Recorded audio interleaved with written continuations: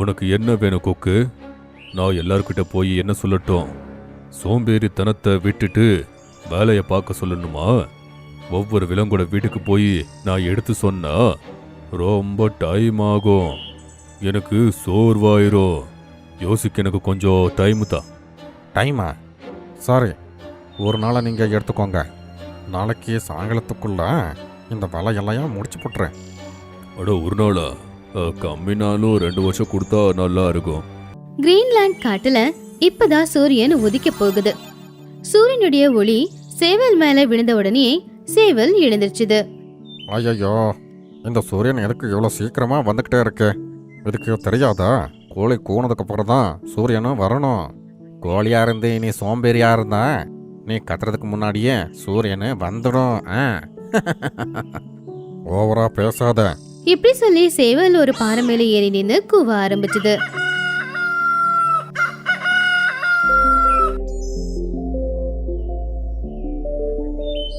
ஐயோ, இந்த சிவப்பு சேவல் எதுக்கு இவ்வளோ சீக்கிரமா கத்துது? நான் மத்தியானம் வரைக்கும் தூங்குவேன் தெரியுமா? அப்படியா? நீங்க மதியம் வரைக்கும் தூங்குனா நாங்க எல்லாரும் இன்னும் மதியம் வரைக்கும் பட்னியா இருக்கிறதா? எழுந்துறீங்க, போய் சாப்பாடு தேடிட்டு வாங்க. இந்த சாப்பாடெல்லாம் தேடுறது நான் எதுக்கு தனியா பண்ணணும்? நீயும் கூட என் கூட வந்தாகணும். நான் உங்க கூட வந்துட்டா இந்த குழந்தைங்கள நாள் பூரா பாத்துக்கிறது யாரு? மிங்கு, பாத்தியா அம்மா என்ன சொல்றாங்க? அவங்க நம்மள பாத்துக்கிறாங்களாமா.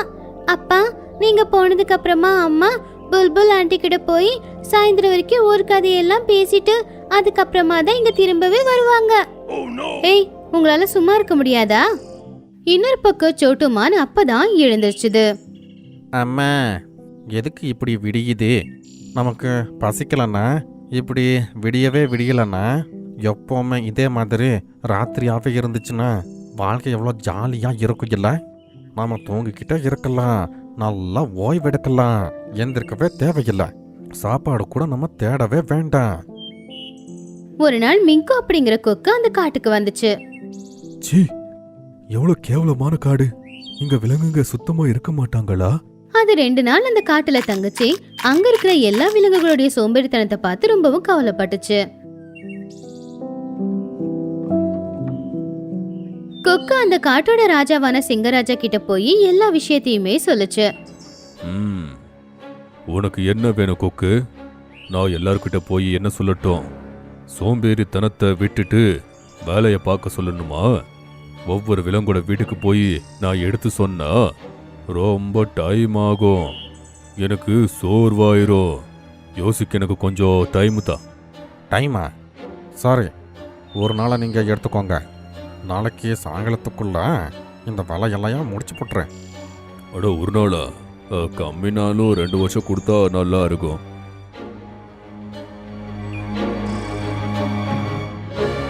ஐயோ கடவுள, இந்த காட்டோட ராஜா கூட சோம்பேறி போல.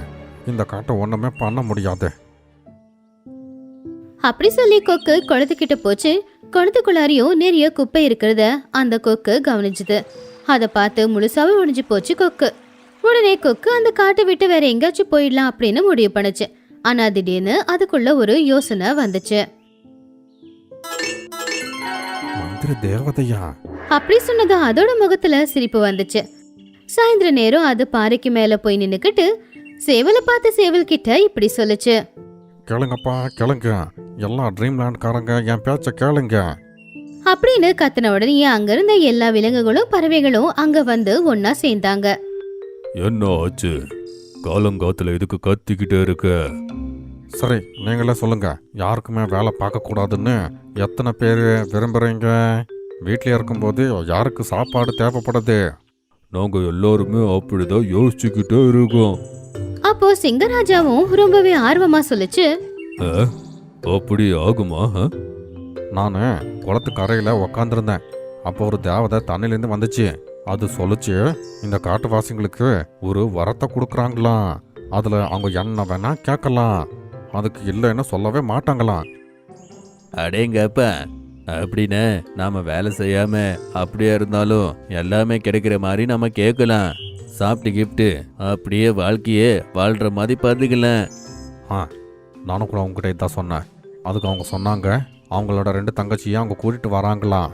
அவங்க 3 பேருமே சேர்ந்து இந்த காட்டுவாசிங்களுக்கு வரத்தை கொடுக்குறாங்களாம். ஆனால் அவங்க 2 பேர் சுத்தமான இடத்துக்கு மட்டும்தான் வருவாங்க. சோம்பேறிங்களா அவங்களுக்கு பிடிக்கவே பிடிக்காது. உங்கள் பற்றி நிஜமெல்லாம் தெரிஞ்சு போச்சுன்னா அவங்க ஓடி போயிடுவாங்க. அப்ப எல்லாரும் சொன்னாங்க, இல்ல இல்ல அப்படியெல்லாம் ஆகக்கூடாது. கொக்கு, இந்த மாதிரி வாய்ப்பை நாங்க நழுவ விட மாட்டோம். அந்த தேவதைகளை நல்லபடியா வர வைக்க இந்த காட்டையே மாத்தி காட்டுறோம்.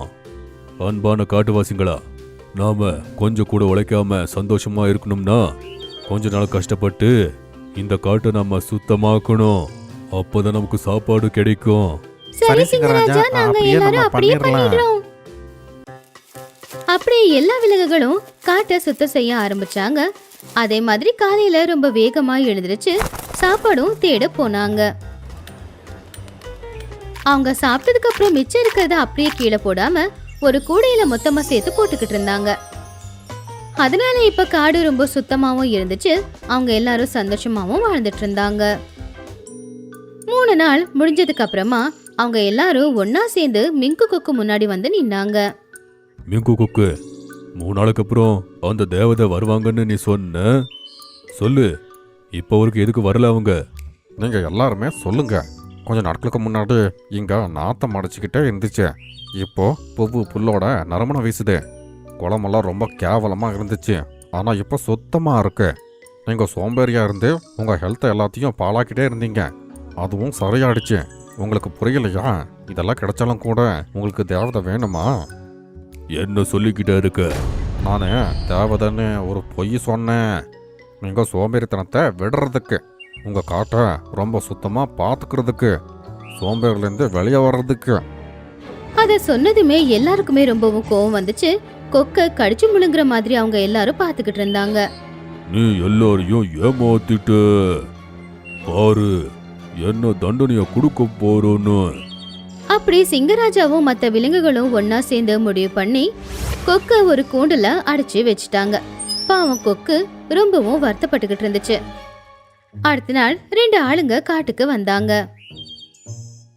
ஐயோ கடவுளே, இந்த மனுஷன் இங்க என்ன பண்றான்? அட ராஜேஷ், இந்த காடு ரொம்ப கலீஜா இருக்குன்னு சொன்ன. எல்லா பக்கமும் குப்பைன்னு சொன்ன. குளமும் அழுக்கா இருக்குன்னு சொன்ன. ஆனா இந்த இடம் ரொம்ப சுத்தமா இருக்கு. அட, நான் பார்த்துட்டு போகும்போது சுத்தமாகவே இருக்கல. எப்படி சுத்தமாச்சுன்னே தெரில. அட, இந்த காட்டை வெட்டி நாம இங்க ரோட்டை போட்டிருப்போம்.